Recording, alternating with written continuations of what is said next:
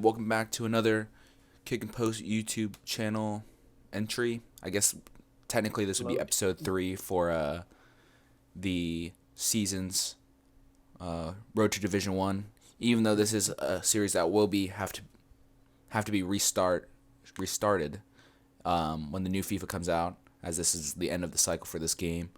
But we're just still having fun with it. What's the date on? I believe it's the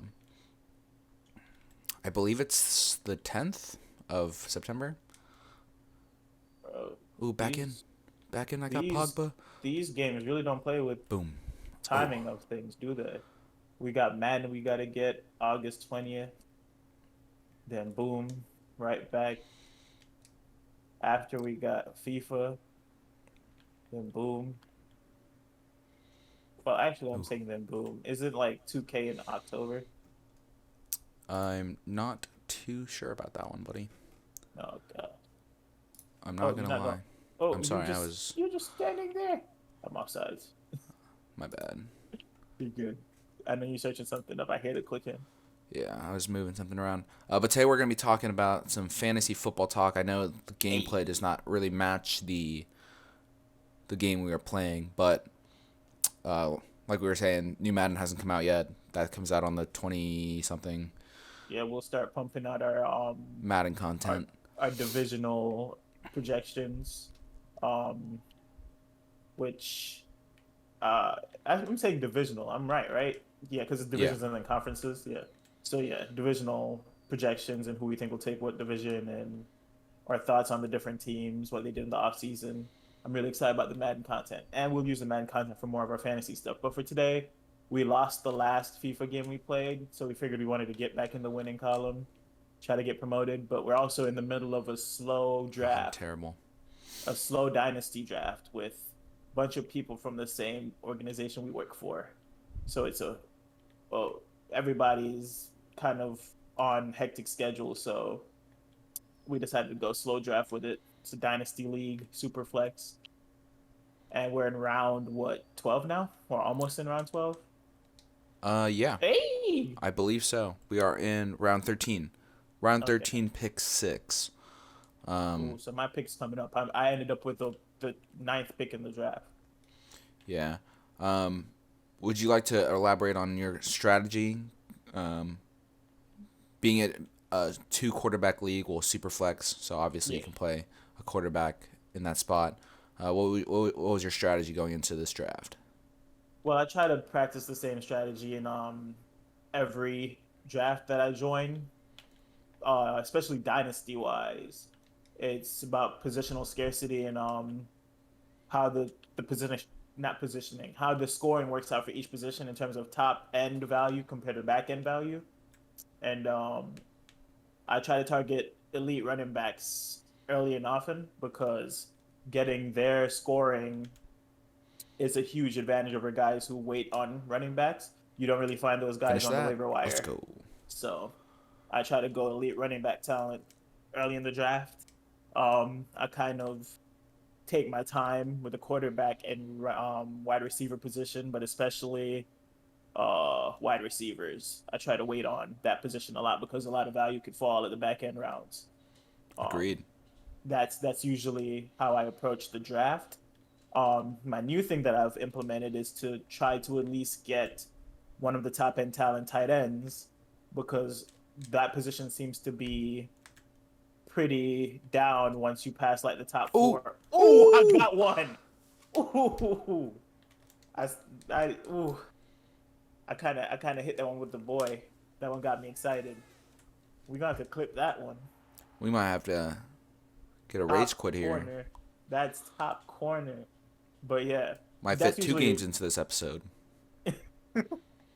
But yeah, that's typically where I strive to make it work. The 1-9 position really works for me for that because I could hit 2 high-end running backs at the back end of the first pretty easily. So that's kind of where I'm at. You ended up for the first time ever with the 1-1 pick. Yeah, first time ever, and it's the easiest pick to ever have, in my opinion. Especially when there's like a guy projected 7 points above someone as great as Derrick Henry, in a PPR format. It's Christian McCaffrey, and it was really strange. And I did have to adapt. I'm doing stuff that I've never done in a draft before. I took 2 quarterbacks pretty early, 2 in the first 4 rounds, which is I've never done either. But I wanted to get my own. I didn't want to have to like wait and be like, oh, Derek Carr maybe here. Yeah. He's off. So I got Dak in the 3rd and then Russ in the 4th, and then I've been filling out my roster with positional players as I go. Still haven't gotten a tight end though, and it's the 13th round. Kind of neglected that one. It's one of those things though where it's like, yes, you neglected the tight end position, but oh, I should have just went to the right. Um, it with the positional scoring you'll get from your starting quarterbacks, everything goes over well. Having Christian McCaffrey as your first pick. I'm trying to remember the receivers you have so far. I have Justin Jefferson, Amari Cooper, Deontay Johnson, and Kenny Galladay. Not a horrible lineup for receivers, but Could be a lot worse. I went with Amari yeah, Cooper, strictly for the stack. yeah, because you have Dak. Yeah, and then Justin Jefferson. I just felt with his age, I just couldn't pass up Yeah, going into his talent. the turn for the 2 and 3. So I will say a lot of the guys in the draft that were in prioritized receivers pretty early. There was one guy I think at the 110 and 2-1 went DK and AJ Brown. yep. Oh, So when that happens, it kind of shakes things up a thins little bit. yeah thins that part of the pool out pretty quickly. And I hit 3 running backs to start. Another guy in the draft, his draft was practically mimicking mine for most of like the first 10 rounds. So when I hit 3 running backs to start, they also hit 3 running backs to start. So that also kind of makes it rough to adapt to that strategy. But I don't hate your that's Way outside. off. I don't hate your roster's build at all. But do I prefer mine? Yes. Well, of course. I went with a couple risky picks though. So with it being Dynasty, and with you being in the league, honestly, I knew I had to go for the guy with a lot of hype. But if he gets the keys to the offense, I think he has the best positional players and the best coach, and the best weapons to be the offensive rookie of the year if given the opportunity to start early. I took Trey Lance in the 8th round, and he was the first quarterback I took off the board with all intentions of drafting older quarterbacks and guys with less potential but more solid scoring in the back end rounds. But I had to go the high potential guy in the 8th round because I feel like he has the potential to be a top 5 quarterback with the ability to run and the weapons he'll have. So I took him early. And then in the 10th round, I was able to get Deshaun Watson, which we know what's going on with his legal issues, or if he'll even be in Houston, or if they're still trying to move him. But if he plays football, getting him in the 10th round will be a steal. So that's where I'm at quarterback-wise right now. I got Matt Stafford in the 9th to be the guy that'll definitely start for me. And then as the rounds progress, hopefully this 13th round, I'll decide if I'll take another quarterback or if I'll just keep picking up a couple wide receivers that, quite honestly, to be able to get them this late in the draft, we're in the 13th round, and there's guys on the board like Michael Gallup. There's Melvin Gordon, running back wise, that's still out there. David Johnson. David Johnson. We have Zach Moss, Ooh. which arguably is going to be the starter in Buffalo. So there's guys out there still to pick up on that positional value. And I feel like I've solidified 5 solid wide receivers. My wide receiving core is Keenan Allen, Brandon Cooks. I said I had my roster figured out, and then of course Keenan I Allen, forget it. Ayuk, Robert Woods, Yeah. Cortland Sutton, and Brandon Cooks. I did take Ayuk too. But wait, I got Ayuk? Yeah. Okay, I was hoping I got Ayuk, but I didn't remember if I was able to get him. Yeah, I wanted Ayuk for the stack, and I feel like he'll end up being the wide receiver 1 for the Niners eventually. Oh, There's this guy called Matt Harmon. He does a breakdown called the reception perception and how guys operate against press coverage or man-to-man or zone. and Brandon Ayuk happened to be in the upper 90th percentile of all types of coverage. Um, Yeah, the boy so nasty. Baby yeah, Julio, so man. yeah, it's one of those things where it's like his name. He put up good numbers for the 49ers last year, and people were banking it on the injuries that the team suffered. But a lot of people in the industry are kind of pegging him to be that guy who breaks out to be their go-to receiver. He Because dropped a Debo's more of bad their one in gadget guy. preseason. Yeah, Whatever, I'm not upset. It's yeah. only You Trey sound Lance's. like His only you Trey don't care. Lance's. Sorry, I got you still. I was about to say, you sound like you don't care, but you do care. It was his first pass, man, and it was like a little bit of a roll out to the left, and he threw it back right and just bobbled it. It's very frustrating. I mean, it's like you said, I there's don't even know preseason. if we won that game. I stopped watching at halftime. I mean, it's preseason. Who really cares? I do. Oh, I think did I'm that? No, I off. sent it late. I sent it late. Dang. Yeah.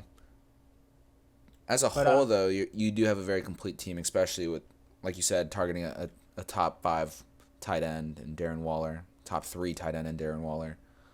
so here's the thing. Also, Nice I pass. was 100%. I'm They selfish. fouled me though. I was 100% expecting. Um, I put that out of the freaking area.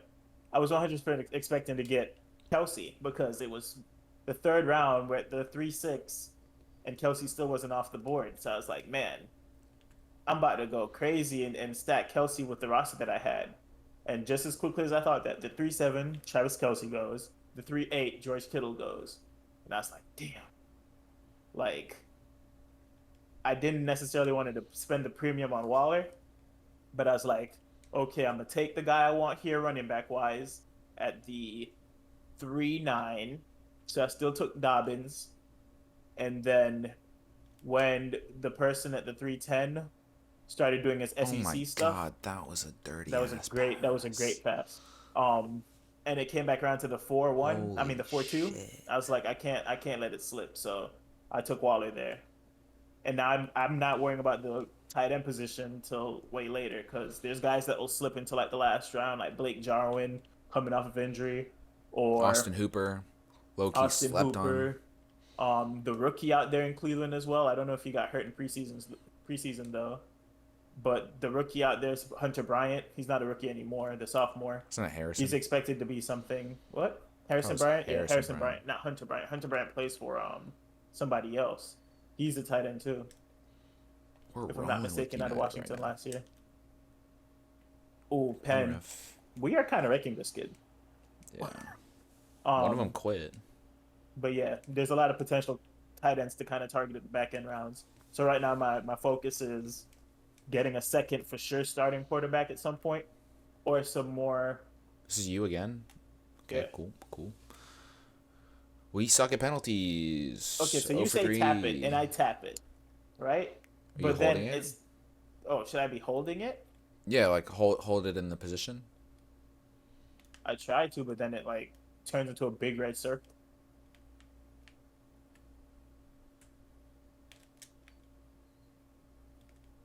Oh, you trying to get another pen? Or are you just dancing a little bit?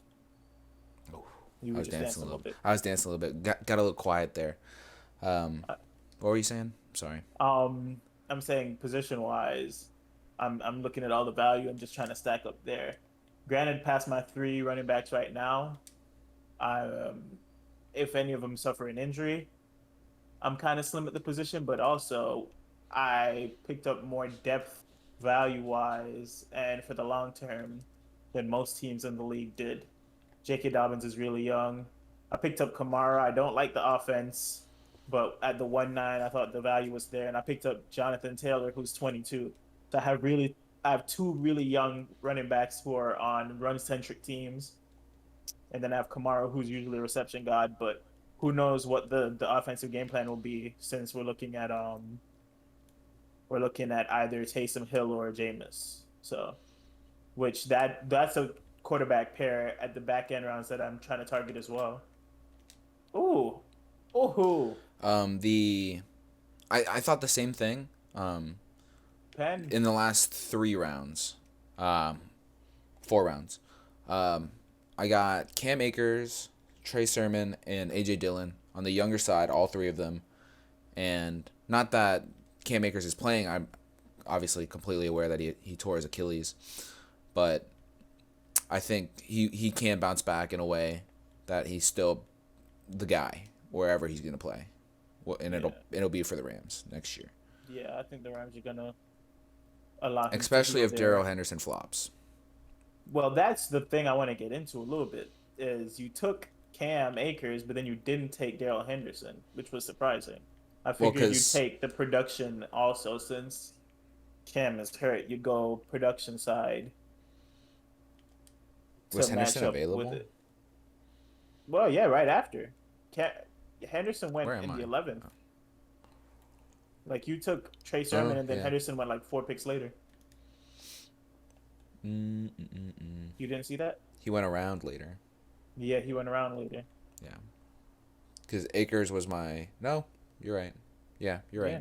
5 picks. Yeah, I mean, I just wanted Sermon as well. I don't have any shares of him, and I did want Mostert on the way back. That's who I was gonna draft, but he didn't make it I back to did me. like the Sermon pick. I just thought it was weird that at the turn you went the injured back first, which I feel like this league wouldn't be savvy enough to go Akers first. Um, you probably knew I was gonna look at that. So if I wasn't in the league, you probably would have waited. But No, um, because I probably if that was the case, Deshaun Watson would probably still be on the board. Then I would have drafted Deshaun Watson. oh, on the Yeah, way back. yeah, on the way back.